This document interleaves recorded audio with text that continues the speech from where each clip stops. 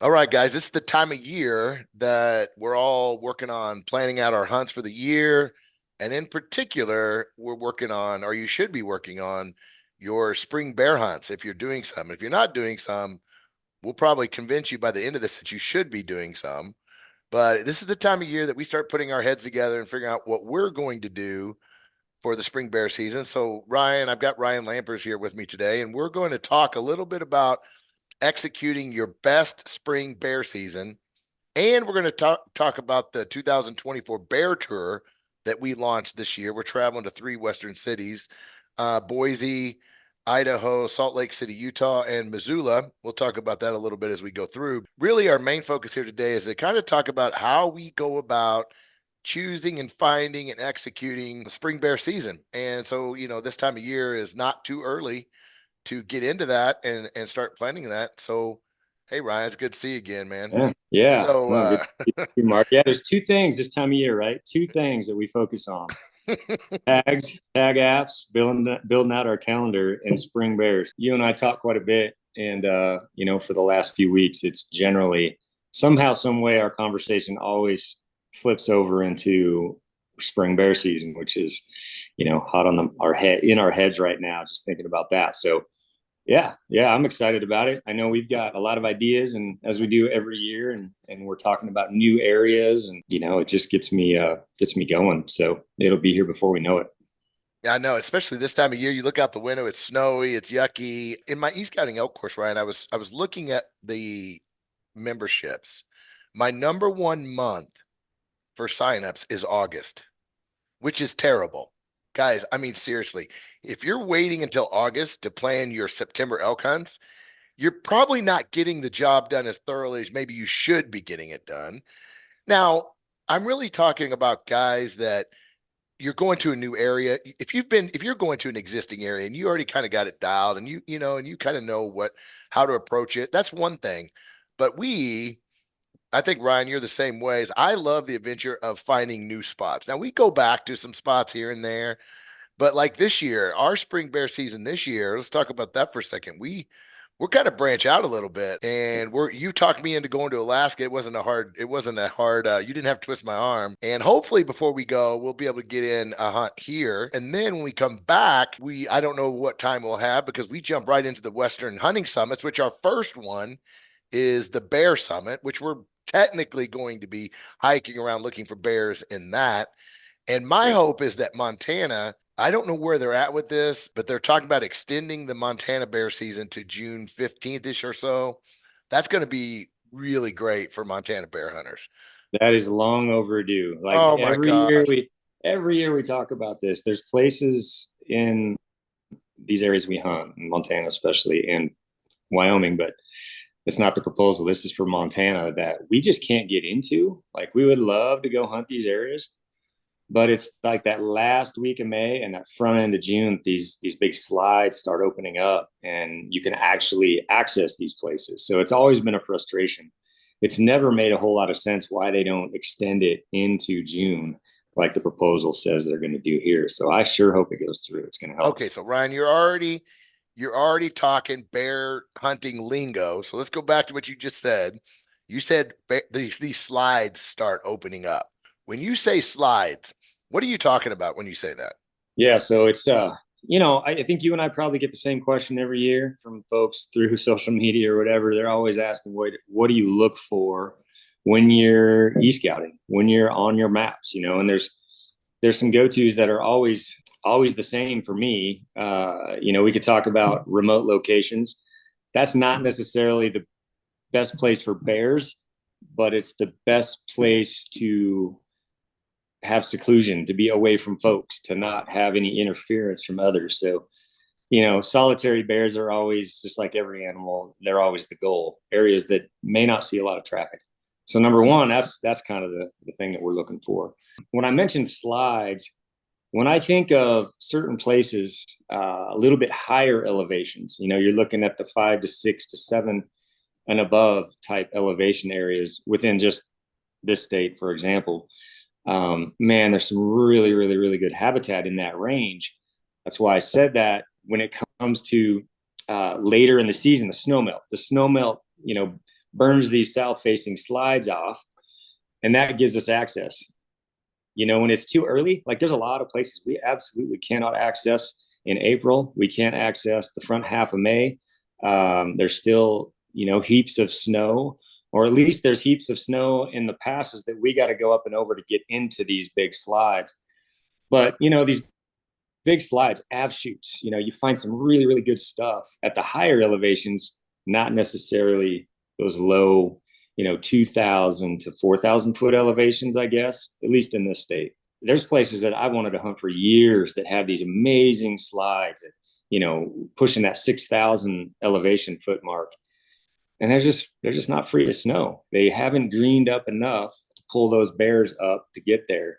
Since you brought that snow up, so that's one of the things I had on the list to talk about today was a big focus in that bear tour is like an hour and a half discussion on this, because this is an area that I have found that I get a lot of questions on, that people don't really realize that there's a lot of tools, actually several tools available to you to start breaking down the snow, especially if you're going to a new area or you're coming from out of state where you can't keep an eye, even when you're in state, Ryan. You know how we're setting around. I'm in Missoula, you're in Bozeman, and I've got great bear habitat within a 30 minutes of my house, but I'm not driving up there routinely figuring out where the snow line is. It wasn't last year. It was the year before that was the crazy snow year, right? Where we had a record snow, right?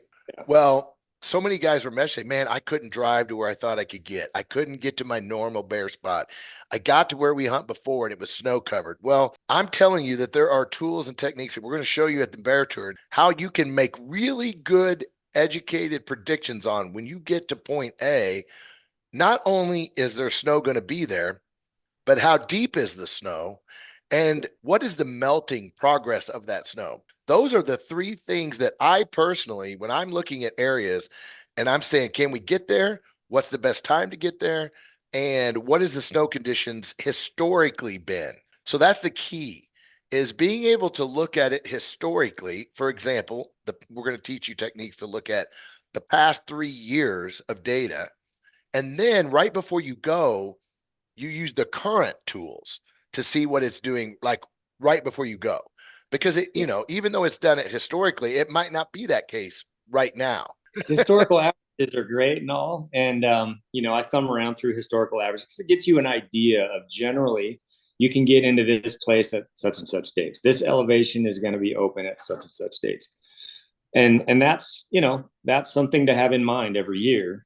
But like we had a couple years ago with that real heavy snow, we did have to spend more time in looking at the now and looking at the current depths, as current as we could come up with, to figure out if we can still get into these places that we historically could get into that time of year. So yeah, there's all kinds of data and information and tips on how to do that. I don't think anybody's mastered it as well as you have, Mark. Not only there's data sources, guys, but a lot of people don't realize that we have access to live aerial photos now. Now, Yeah. I'll be honest with you, don't get excited. They're not very good quality. They dumb down the images because they don't want you spying on your girlfriends or your wives. And I guess they've reduced the resolution so that you can't zoom in and like see cars and driveways and things like you can in regular Google Earth, right? But they are good enough to With see the snow, snow. yeah, snow shows up. They don't have to be too crystal clear to see what's on the mountain. You and I spent a lot of time that specific year because we're going into a new spot. Just looking at where it was on the north slopes and how far it went down on the south slopes. The north slopes were still all white, but the south slopes were starting to burn up to a certain point, and it was very clear. Like these areas are absolutely going to be open to us. Like we will be able to look at this line unless we got a new storm or whatever late. But no, it's really valuable information. I think it really, really helps, You especially know, for those that don't live 30 minutes from their bear area, that are traveling to get somewhere. even so, I talk about this a lot. So I'm working. So we've got two bear projects in the works, guys. We've got the 24 bear tour, but we've also got our online bear course in the works. So Ryan and I have been talking a little more than even usual because we're both divided and conquered here. I'm writing a lot about the hunt planning and e-scouting, and he's writing a lot more about the tactics and spot and stalk and the methods and the gear and all those things that go into the bear into the bear process. But when you start breaking down this snow thing, a lot of guys they learn, maybe they see one little tool, or they see this depth tool maybe. So what I'm saying is the aerial photos is really, you can't see how deep it is, right? You can just see if there's snow. So then you want to use secondary tools to start evaluating depth and melt. I want to talk about melt in a second, but like you just said, you could have a winter storm come in and you could get snow. But remember, that snow is probably not going to be that deep. But Gonna when you go. look at the aerial photos, it looks like the whole area is snowpacked. So that's where using those multiple tools comes in, where you not, okay, I can see the snow, but how deep is it approximately? Not only how deep it is, what's the melting progress like? Because this is a key. So we like to hunt bears. It's no secret. I'm going to give you the one of the tips right now, and Brian, I'm sure he'll agree with me. Is he already mentioned it? We like to target south facing slopes in the early spring seasons. Before the green up, at the first slopes to green are the ones that are snow free first. Let's just be honest. And that's usually in most of the places that we're hunting. Now, guys, in Oregon and Washington, this is a whole different story when the snow is a little different situations. But if there's snow involved with your bear hunt, the south facing slopes might be the place to look first. But what I'm also saying is go one step further. Not only when you look at your snow analysis, you're looking at the depth and the cover, you're looking for these yellow and red zones, because that's telling you the snow is melting at a pretty considerable rate. What does that tell us? Well, that tells us that the ground moisture is going to be high because the snow is melting. That means the green salad areas, Ryan always talks about this neon green zones, those are going to start popping when that red yellow melt appears. If the season's really cold, guys, and you got a cold spring and you got your snow line and there's no red or yellow, then you're probably going to have to drop below, let's say 1,500 feet below that snow line to get the green. But if you've got actively melting snow, we like to be in that 750 to 1,000 foot range below the snow line. That's really that magic zone. Now you can find bears above and below. So I know guys are saying, well, I kill bears 2,000 feet below. I know there's no doubt you can. But we found some of our biggest slobs, the XLs, those just really, those bears that we want to go after, they tend to be in that zone. Do you agree with that? The biggest, most mature bears on the mountain own that line, that green line, that green wave. They just seem to be on the high end of it. They're getting the first shoots that are coming out, which oftentimes are like the avalanche lilies and glacier lilies and all that. Whereas generally, there's always exceptions. Like you said, some of the younger bears, middle-aged bears, they're going to settle down below. They're still good feed, but there's something about the first couple inches of grass or shoots that are coming out from that snow line when they first pop out. That's where the highest nutrition is. That's where those mega bears tend to be. And when I look back at some of the best bears I've taken, it's generally right on that line. Like it's not too far above me. It's just brown. You're not finding anything, any yellow flowers, any glacier lilies or anything like that, but right on that top edge. And that's usually where we find the mega bears. Now they could be from that point all the way to the bottom down to 2,000 feet as well. But when I think back, the best bears tend to love that. They just ride that wave. I've heard people talk about the green wave. It is a great example. Like that wave just goes up the mountain like this, and the biggest bears just tend to stay as it rolls up. So they absolutely love that very, very freshest of green grass that's just coming out of the dirt. And you guys are listening to Ryan talk about, because when he looks at it, he knows exactly what he's looking for, right? But for newer hunters, for you guys that listen to this that might not have the experience that Ryan has, this is where these analysis techniques and these aerial photos and understanding the melting progress and understanding slope orientation and understanding the degree of slope. Yeah, one of the things, this is just a little tip. And if you've been bear hunting for a decade or two, you will have looked back and think about all the bears that you've seen in all these variety of places. And some of the areas we hunt are rugged and steep and nasty. And one thing that is also just almost an annual event is when we're in that nasty country, some of the first places that we see bears, yeah, on the green wave that's riding up the mountain, but also where the rocks are. Some people think they're coming out of those rocks, and they're just close to the rocks because their den must be close by. Yeah, it could be true, but most likely not. They're probably coming from the opposite side of the hill, up from the north slope, rolling down into some of those rocky areas. But what happens around rocks? They warm up first, they get heat first. And so you get the melt first. And that's where that green, like literal bright green mosses and forbs that are forming at the bottom of that rock band. Man, I guarantee you, if you've been hunting bears for a long time, you're going to look back and you will have seen a lot of bears hovering around those rock fields or just big cliff faces that have a nice green band at the bottom. They absolutely love those areas. And it's just because of the heat has softened the snow first. It's melted it, and you get that green up first there over anywhere. Yeah, that's good stuff. Okay, so we've talked about snow a little bit. We don't want to give away too many freaking tips here because we want you to come to the bear tour. So, second thing is when it comes to identifying core bear areas. So, like that's what we're going to do this year. We've decided that we're going to venture into a new territory. We're going to try a whole new spots. We're going to break them, guys. I'm telling you right now, we are holding nothing back at this bear tour. Now, the bear tour is only 2 days. So we've decided to cherry pick the top aspects of the bear course to include in the bear tour. But right now the bear course is it's hovering at like 50 modules right now. It's about 50 It's modules. And that's huge. why, guys, I've been getting a lot of emails about when's the bear course? When guys, we want it out as much as you do.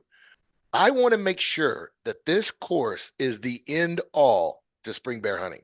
We have tweaked, Ryan and I, and Brian too. We've tweaked and adjusted and worked on this agenda. We thought we had it.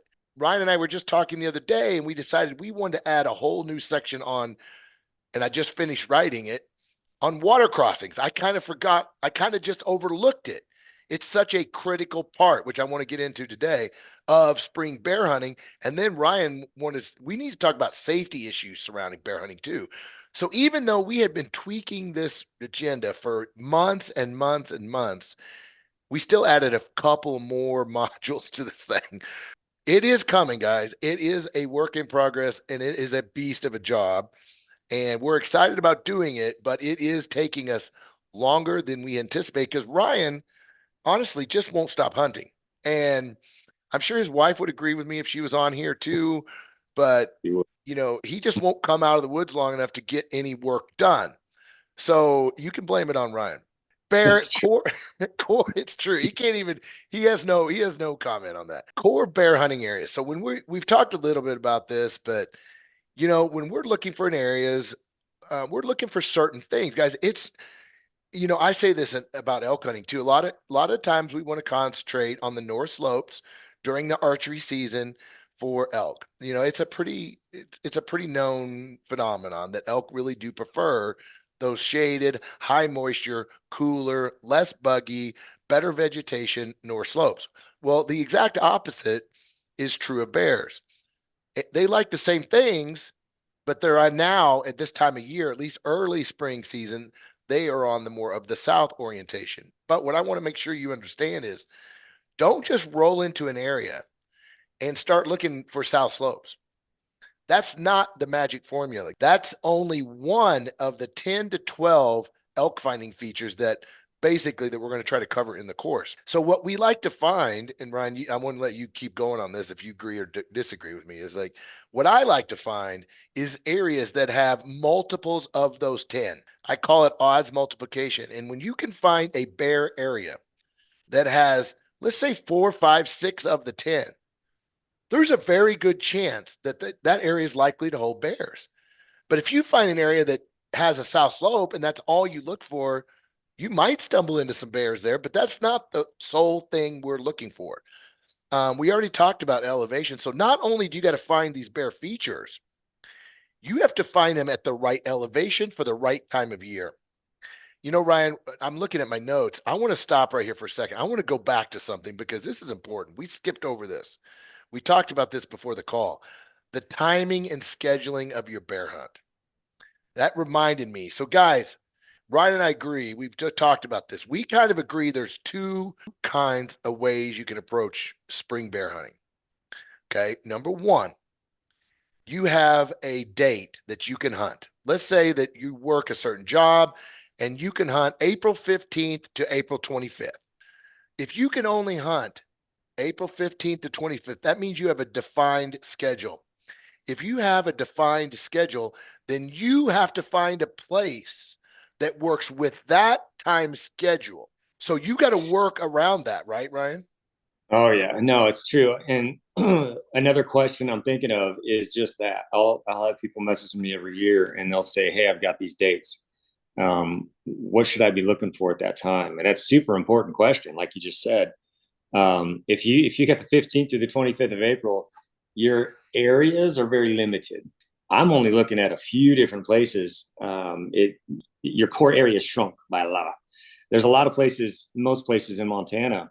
That's a terrible time to hunt. That is a terrible time to hunt. Most of the snow hasn't burned off yet. And so, yeah, we'll look at areas within this certain elevation band that historically is always burned off at that time. So, you'd clearly be hunting lower elevations if you have April 15th through the 25th, much lower elevation wise than you would be doing mid month in May, much lower. Not even the same ballpark. So, yeah, it's very important. So I think that's probably one of the most important things you can do if you have this window is not just figure out historically where has the snow been melted off and where's the green up been during this time frame. Is this just an area that you're going to be able to go and hunt possibly or not at all? Like you better have multiple options. Building a good hunt plan around your bear hunt is pretty dang important. If you're toting the line of I might be able to get in there, probably not. Often you're not. And I think we're about to get onto the water crossing thing. There's so many factors that go into you looking at a map, figuring out where you're going to go. You got the dates that you can get into there. You also got the water levels and all this kind of stuff that we're really going to go heavy into at the Bear Tour. It is one of the most important factors when it comes to finding your location, because some places, and we're all guilty of this, Mark. I think you'll agree. We're all guilty of thinking we can get into a place and you hit that dang spring runoff and it just stops you in your tracks and you got to go back. And, over time, you'll figure out what to look for on a map. That's a huge, huge, huge thing that you got to be aware of, because it can trap you, but it can also stop you from even getting to the place that you're planning on getting into. So you got to be really careful in your map reading. Think about what Ryan just said. Okay. One, getting across is a challenge potentially. But the bigger challenge and the scarier proposition is, oh, you walk across and it's ankle deep, and then all of a sudden 3 days later it warms up to 80 degrees and it's freaking over your head. And guys, don't laugh. It happens. It's happened to us. When we start our bear quest, we are usually going in with low water. Yeah. So it's deceiving. We're going in, we always hunt in April. We love that time frame in certain places. It just makes sense. We're always going in early. And usually you can strip the boots off, put the chodas on, or just, whatever, get across the creek and then go do your hunt. Generally, I mean, I could probably think of a half a dozen times that there is no chance in the world of getting back across that after 4 or 5 days of hunting the other side of that drainage. No chance in the world. So you better have a backup plan. I can think of a time just last year I went into a spot and I knew what happened was we took the rafts across this area and we got across it. The water came up, which we knew it was going to do, but we had the rafts. We'd be able to get across. Well, one of the oars broke on the way over. So we were kind of handicapped at that point on one of the boats on the first run across. The oars broke. We didn't feel comfortable shuttling, bear meat and everything back across. So our backup plan was we just had to hike a different way out. And it was a major hassle and it took a couple extra days to do it, but we had to do it. There was no way safely to get across this river. And that's going to happen to you a lot if you're hunting some of the nasty bear country that we like spending time in. It's just going to happen to you, especially if you're hunting in April.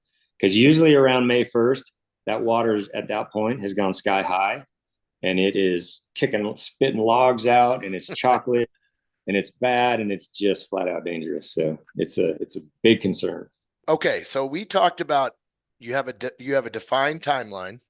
That's option one. We went through it in detail. The second option is you have found this incredible looking bear area. You have found this area that's got south slopes. It's got the right drainage orientation. You feel like you can cross it. It's got a big basin where the bears can be in this big bowl. It's got slides. It's got rocks like Ryan mentioned. It's cliffy. It's visible. You can see for miles. It's just got it all, right? It's got all of the things that you like to see.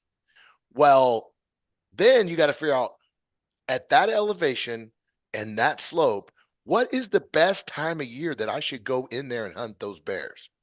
So that's, and now guys, I realize it's a subtle distinction, but the two kinds of bear hunts in my mind are you've got a defined date, you got to find a place that works with that date. And second, you found a great spot and you've got to calculate and strategize on what the best dates are that work with that spot. For example, you find this spot and it's at 5,500 feet. That's that. I call that no man's land in spring bear season because 5,000 feet is danger zone. You could have the great best bear hunting in the spring you could have, or it could be freaking 3 feet deep of snow. It's a very weird band, right? And it depends on the season and depends on the snow melt and the pack. So Ryan alluded to this, getting to the spots. So I'm going to say one other quick thing about this. So not only do you got to make sure that the snow line's where it's got to be for the bears, but Ryan mentioned it, but we didn't talk a lot about getting to that spot. Unfortunately, a lot of the roads, there's some great spots that I have found that are at the perfect elevation, guys.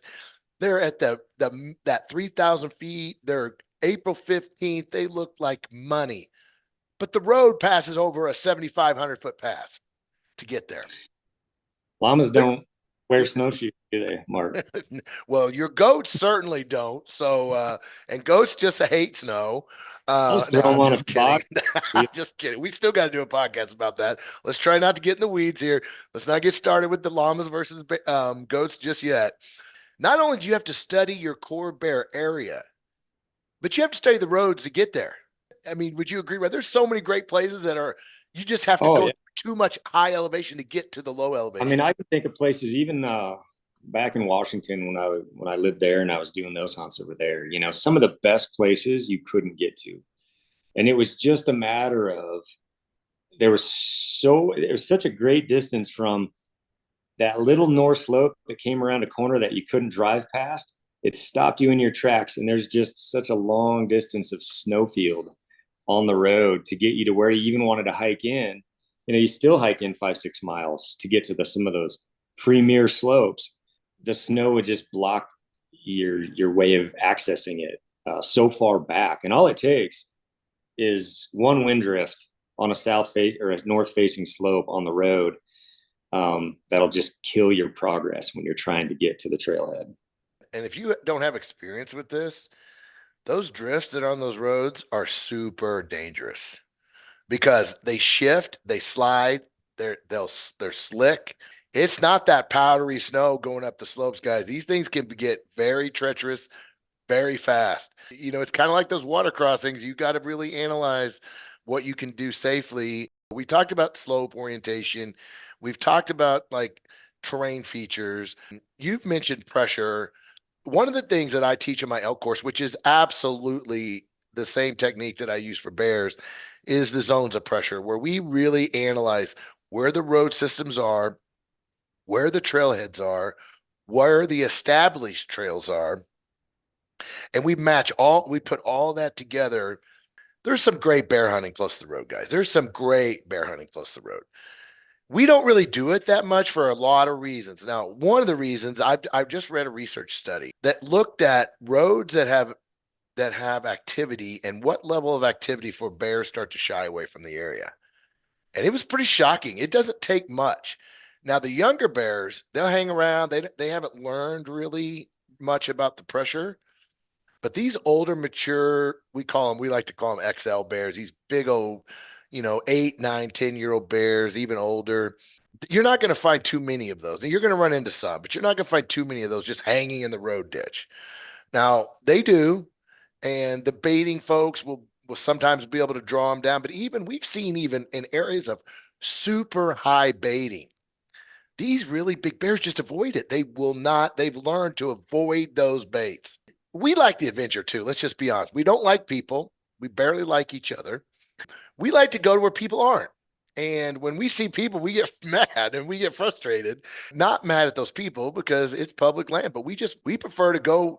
I mean, Ryan, it's not uncommon for us to go 9, 10, even 15, 17 miles to hunt bears, Yeah. which most people be like, what? We don't do it hardly any different than we do elk. Just because we like to hunt those unpressured bears. And the other thing this study talked about is the visibility during daylight hours. With pressure, they become more nocturnal, according to this study. Where we hunt, we see bears at noon, at 11. I mean, we see bears all day a lot of times. And I think one of the reasons is they're not getting that pressure. They're not seeing that constant. They're not smelling people constantly. They're not being moved around. Yeah, I think number one, big bears don't tolerate much at all. Old mega bears, they just simply don't. And I think one thing that is different with bears, that's not always the same when it comes to deer hunting or things like that. Now, elk don't tend to take much pressure and they'll move out of a drainage. Deer will take a little bit more. They can wind you and they may just move down a little bit. But bears disappear. Like if you've spent too much time in a drainage, generally you will notice if you go in to pick a drainage, said drainage, you go in there right out of the gates. You're used if it's prime time, you got the perfect conditions. You're going to see those bears. Bears aren't difficult to spot. They pop. You see them if they're there generally. Now maybe they're not out yet, but generally if they're there, you see them.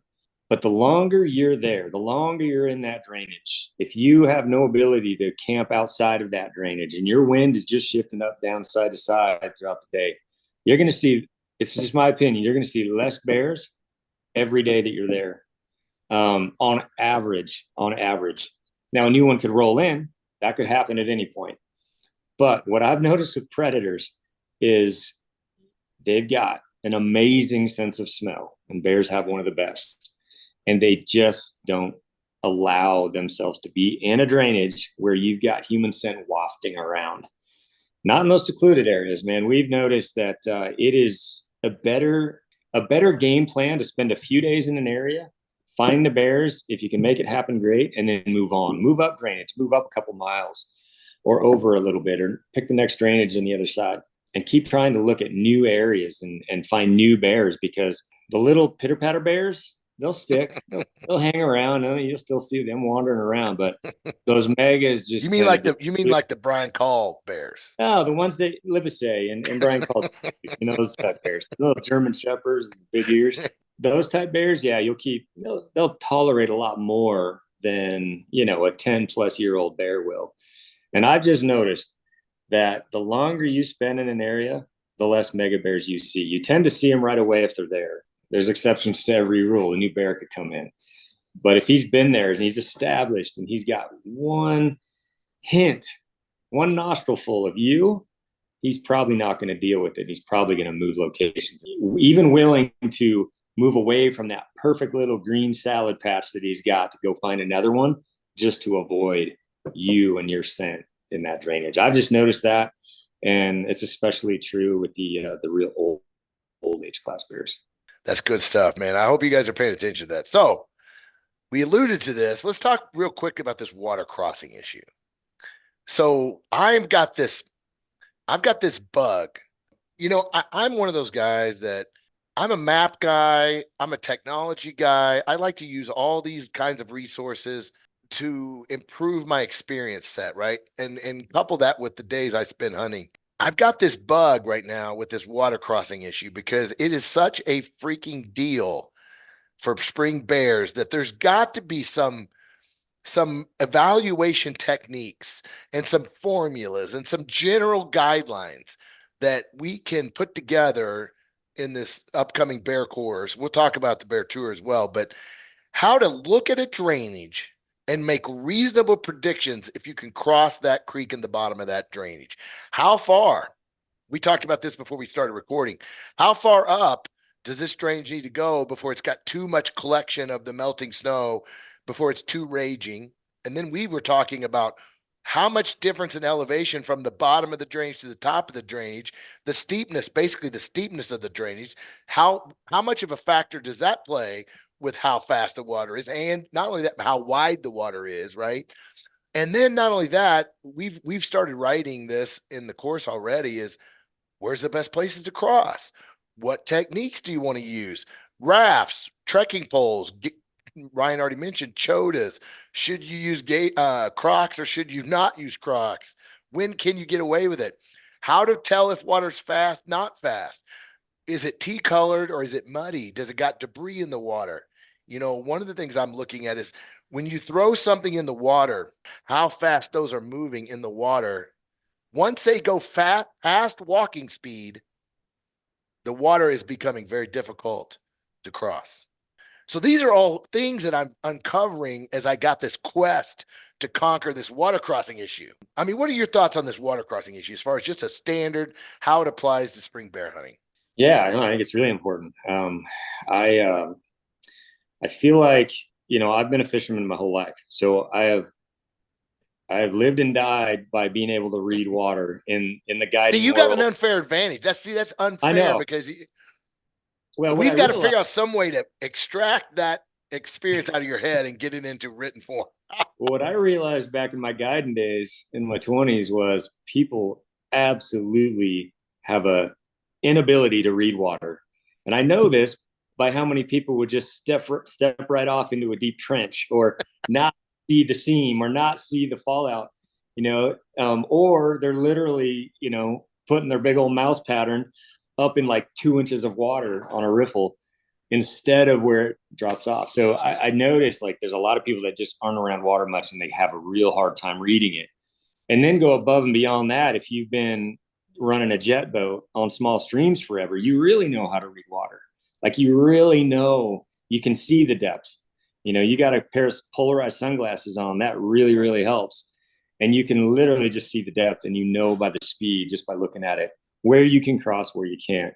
Now, but in saying that, I understand there's a lot of people that haven't been around that much. So no, it's important information, I think, because otherwise, if you're completely like not in tune with how water works on rivers, you can definitely get yourself in a bad situation quick. And yeah, I'll just throw Brian under the bus because I like doing that.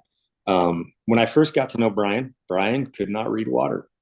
He was that guy that probably would have stepped right in the deep trench, but he's gotten pretty good at it in the last few years for sure.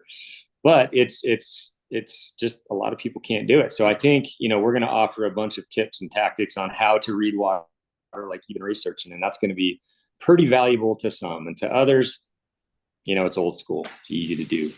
Log crossing, guys. You want to avoid it if at all possible, in my opinion. What I'm talking about is a log that has fallen across this water source, and you're going to just try to walk across this thing. Well, these are not all created equal. So when these logs are near the water, especially in the spring, there's two bad things that happen. One, they collect moisture quicker than just about anything in their surrounding. And number two, that's the coldest air environment in the area. They tend to freeze over the quickest as well. So you can get yourself in trouble with a log. And here's the other thing about log crossings is the logs are never in the perfect spot to cross the river. Now, you might get lucky and find one, but you got to make sure you should never, ever, in my opinion, cross a log when you don't look downstream and you got an exit strategy if something goes bad. If you're crossing a log above a freaking 30-foot waterfall, you're an idiot. I mean, it's not a matter of if you're going to fall off that log. Brian, I hope Brian Call, I hope you listen to this podcast. It's a matter of when. It's not if, it's when. And if you do it enough, it's going to happen. When it does, it might not be a big deal. Don't cross this stuff with your backpack strapped and your belt strapped tight, because what's going to happen is you're going to be face down the water and you won't be able to turn over. So you want to always make sure those things are undone so you can get out of them. And so that you can use your pack as a flotation device, temporarily to get yourself to the bank. But if it's on your back and you can't get it off, you could be in trouble if the water is that serious. Putting your sleeping bag, obviously, and your clothes, all your dry stuff in waterproof sacks. Number one, that's going to be this water is freaking cold. You do not have hours, guys. You got minutes to get out of that water.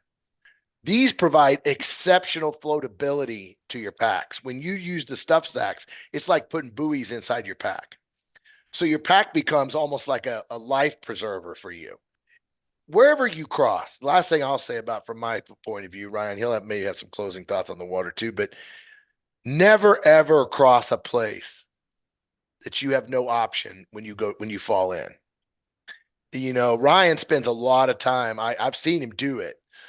He really walks down the bank and really analyzes what's below, what he's going to be dealing with below, especially in a raft. A lot of people don't realize how quickly you be downstream. Like you're like, I'm just going to zip across this thing. Well, by the time you get to the other side, you're 100 yards down from where you started from. So he spends a lot of time doing that, but he just uses that historical knowledge, all this fishing, all of his guiding experience is all just second nature to him. But for most, I would estimate that 80% of the bear hunters, at least the ones I talk to, they really don't have that grasp. They might have some ideas, but I don't think they fully grasp the way you should be evaluating the water. Yeah, I think situational awareness when it comes to water. Now, obviously, you take more risks when it's not going to be this life-threatening fall if you do go in. Right. If it gets a little bit sketchy, we may not 2-foot it across. We're getting down and we're like scooching across, with legs on both sides of a log, especially on the slippery ones.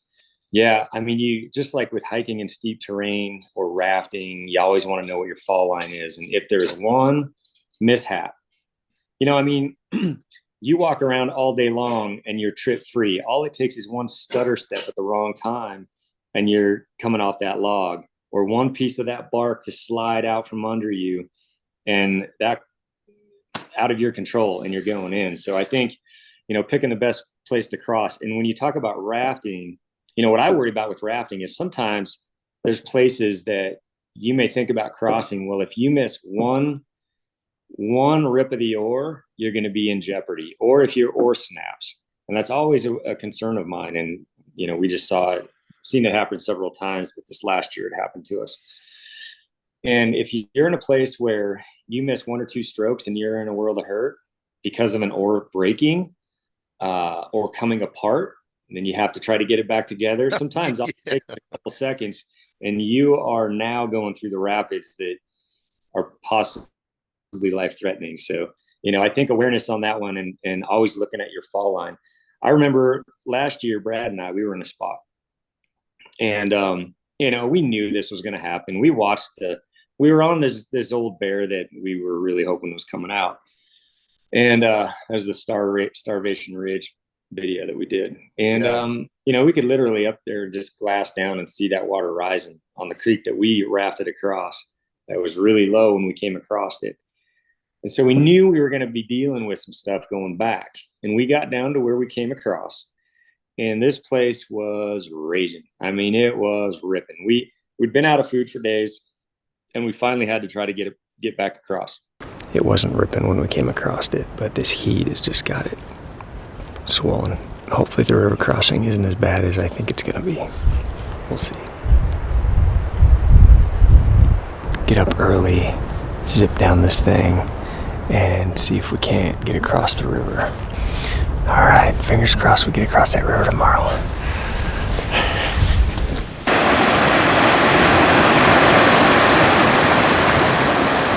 And like we thought, our river is just swollen compared to when we got across the first time. So it was going to be pretty nasty up above us where we came over. So we decided to come down here, and this ain't much better, but our fall line isn't quite so death-like, I don't think. So we're gonna pull our boats right into here, try to zip, make it past that rock. We're gonna get wet. Water comes over these boats. This kind of water comes over these boats, and try to hit that cove over there. And the goal, me and Brad have decided that it's not our day to die, and this is not the place we want to do it. So we're going to get these things blown up. Everything's going inside the boats on this one, so we're more nimble and hope for the best.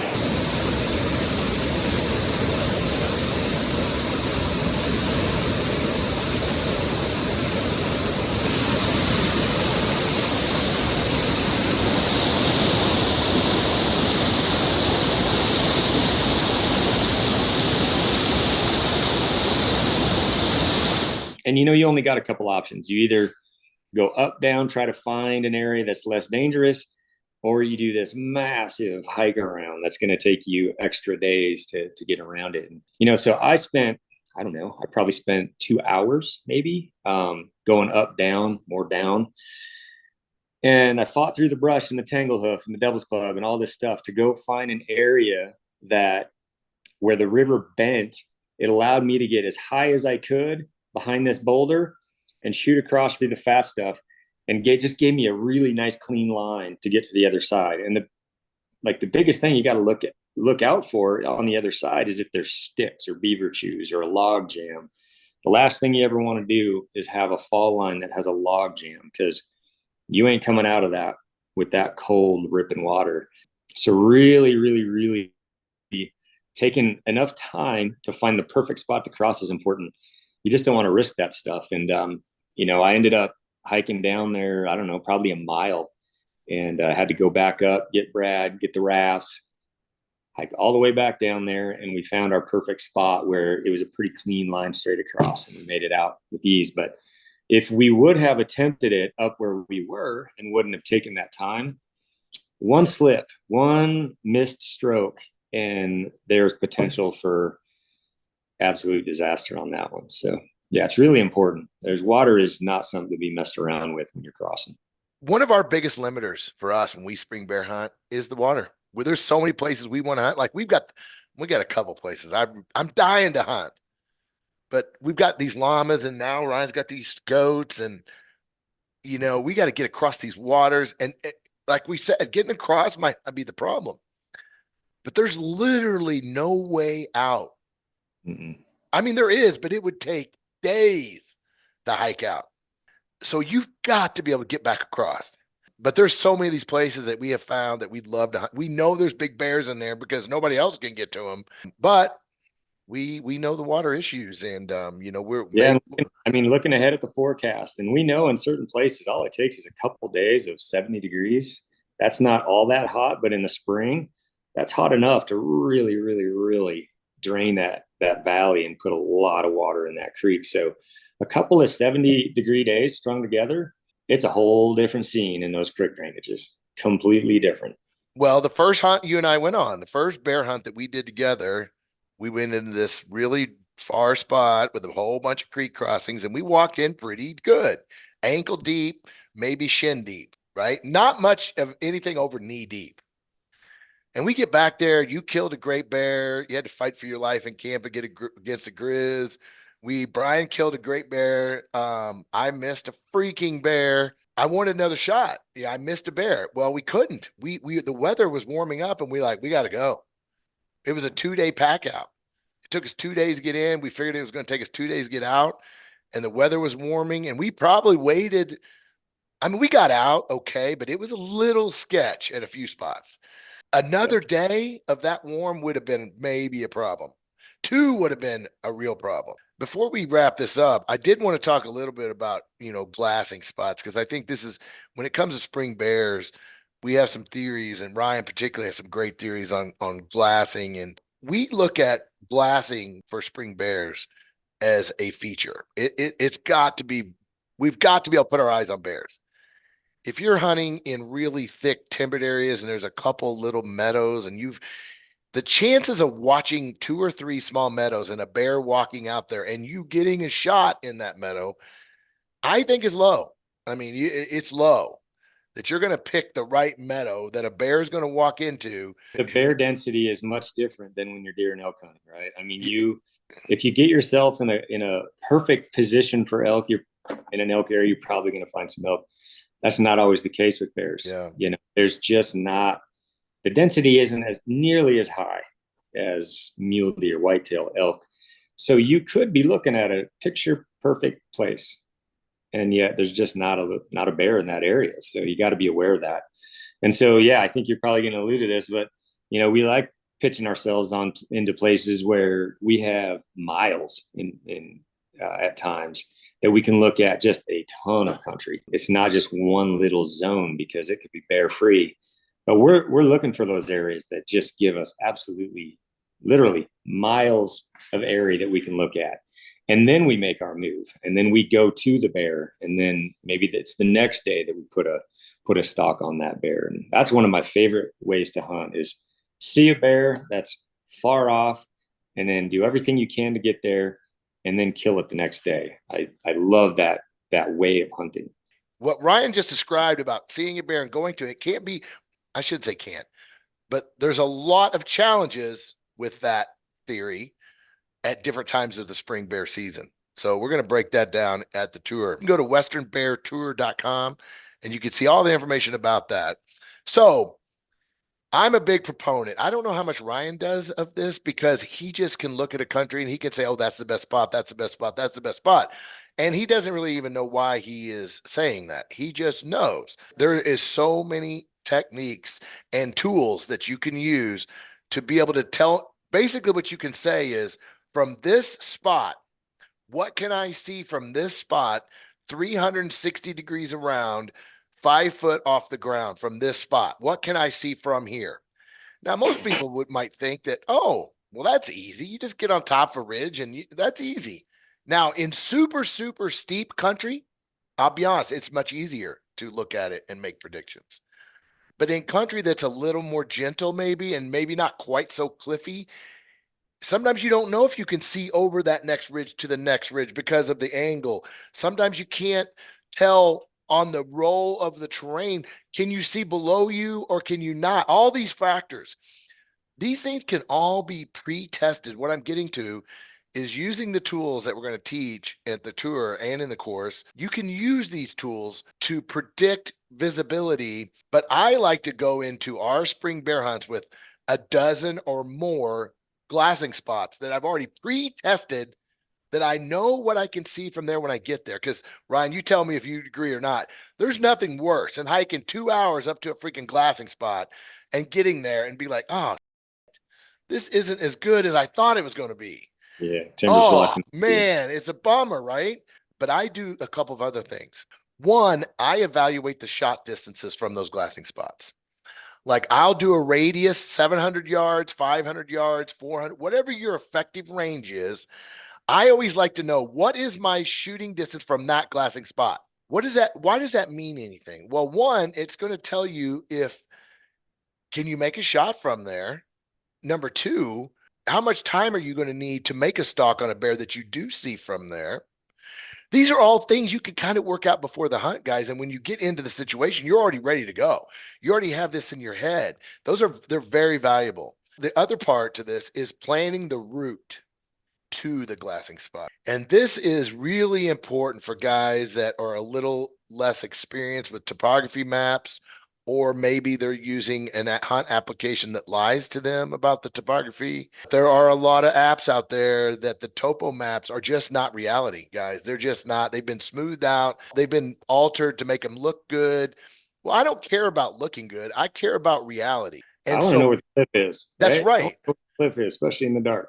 So I like to plan my routes to all my glassing spots that I do in advance for two reasons. One, you'll pick the best route, because when you're using Google Earth, the best quality imagery, you can see all the cliffs, you can see all the open meadow areas, and you can draw a line, the perfect line all the way to your route. When you're using your hunting app in the field, the resolution usually is not of the quality that it is when you're at home using Google Earth. It's not even close to quality. So planning the routes are a very valuable tool that you can use in advance of your hunt. Now, again, you're going to have to do some on the fly. There's no doubt. But the other reason that you want to plan your routes is that you need to know the travel times. Now, this isn't as important with bear hunting, because getting there at first light, in my opinion, and I think Ryan agrees, is not always our goal during bear season. when you're going for elk, you absolutely want to be at that spot when the sun is or before the sun rises. So knowing how long it's going to take you to get to glassing spot A is very important. And so by planning your routes, not only are you going to get there when you need to get there, but you're going to be able to stay later till dark because now you've got a route to follow out. Guys, there's nothing more sketchy than being in cliffy country in the dark with no route, trying to look at your map on your phone and try not to be cliffed out. I mean, sometimes these topo maps are incredibly difficult. Now, there are some tools I'm not going to mention right now that have changed the game when it comes to route planning. And it's a tool you probably haven't even heard of, most of you. So we're going to talk about that at the tour and in the course as well. It's a great tool. And Ryan and I are only scratching the surface for the capabilities of this tool. I feel that evaluating, and I call it ground proofing glassing spots, is one of the most valuable tools that not only elk and mule deer hunters can use, but bear hunters particularly, because being able to put your eyes on those bears is job one. You can't kill what you can't find. The odds of killing bears is relatively low. And so I feel like you need to incorporate all the things we've been talking about. And all of a sudden you're doubling, tripling that percentage. That's what we all want to do, right? We want to multiply the chances of us killing bears. Yeah, I don't need to chime in too much on the glassing thing. You pretty well covered it, but I just want to say and reiterate this for the bear tour. I feel like for guys that show up, just in the in-depth detail that we talk about these tools that Mark was alluding to, they're going to get their money's worth, hands down, just by figuring out these glassing points and how to really evaluate them and figure out if they're worth you even making the trek to get to them. I think that alone, we're going to cover that very, very well. Mark's gonna crush that one. That alone, you're going to get your money's worth out of, I assure you. Last thing I wanted to kind of make sure we covered was, so what does all this mean? So what do we do when we do all of this stuff, right? We've got all these things. Everybody's like, holy cow, I didn't know bear hunting had this many angles to it. Guys, it's like everything else. You can choose to approach your spring bear hunting however you want to approach it. Guys, you can grab your backpack, grab your same gear that you hunt everything else with, and you can head out there and you got a chance of killing a bear and you can just have a great time. I like to approach it a little more methodically so that I hope by going through these steps, we're increasing the chances of running into bears. We're not always just looking to run into bears. There ain't nothing that moves our camp quicker than the sighting of an XL bear. I mean, we forget about filming. We forget about everything. Now, it's not true. There is one other thing. When we hear a wolf howl, the bear hunting stops, right? The bear hunting ends. And then we'll come back to the bear hunting. But it makes no sense to me for a newer hunter to go through all of this work and then not preparing an actual hunt plan. But it's almost magic if you take the time to write it out and just put it to writing. And we're going to give you a template. We're going to give you a process. I'm going to show you how I do it. I might not finish it in the detail that I used to, but I still work through it because I'm usually looking at 20 different areas. And it's hard, especially my 58-year-old brain, to keep everything straight. What creek drainage is this? What's my thoughts on that? And so we're going to go through a whole lot of how to put it all together. What I like to say is when I look at my screen, I want it to tell me something. I want it to speak to me. And the only way it's going to speak to you is if you've taken the time to change the icons and change the colors, and not only do it, but have a system for it that you stick to, that you consistently use. I think I know everything about e-scouting. Well, I go talk to Brady Miller and I find out I'm a babe in the woods. I mean, that dude is, he is dialed in the mapping world. I love talking to this guy. So I'm in Vegas at Go Hunt and we're talking and he says, do you use black for this? And I'm like, no, I don't, but I should. Why am I not? And so I learned so many ways that he uses custom markups, and I have since stole all his ideas, and I'm going to put them into the bear tour. Maybe I'll give him credit. Maybe I won't. He opened my eyes to a couple little techniques that he does. It just made a lot of sense that I wasn't doing. I hope that you guys will consider the Bear Tour. You go to westernbeartour.com. We hope to see you there. Again, you got 3 choices. They're the first 3 weekends in March. We've got kicking it off in Missoula, and then we roll to Boise, Idaho, and then we roll on to Salt Lake. The website has the full schedule of events. One of the other things I'm really big about, guys, I hate going to events that don't tell you what you're going to be doing or what the content is. I think it's important. So we spend a lot of time on the schedule of events, all the hotel information, all the travel arrangements, all the stuff like that's all been updated for all 3 locations. So it's all set and there ready to be looked at. So the format of the tour, let's just do it real quick. I kind of forgot about that. So it's going to be a lot of education, right? There's no doubt. That's what everybody kind of wants. At the same time, we're going to have a lot of fun. We've got some social hours. We've got a film night, a gritty film night as part of the Bear Tour, and then we got a live podcast. We've never done one of these before. So we're going to do a live podcast that even people that are not at the tour will be able to log on and see. We're working out the technical arrangements for that. Appreciate having me on, Mark. And again, I like that you said that this is not just an educational thing. And we talk about this with my summits as well every year. Yeah, there's a heavy dose of education, but the great thing about these type of events and places like my summits are you get to meet and be around a bunch of other like-minded dudes, and it's just a fun time. It's a fun experience. Don't look at this as simply a tool for education. It's a great weekend to come out and meet other guys, potential hunting buddies in the future, and just grow the community. So I don't think you want to overlook that as well when you think about doing something like this and taking the time to come to an event. And we hope to see you there.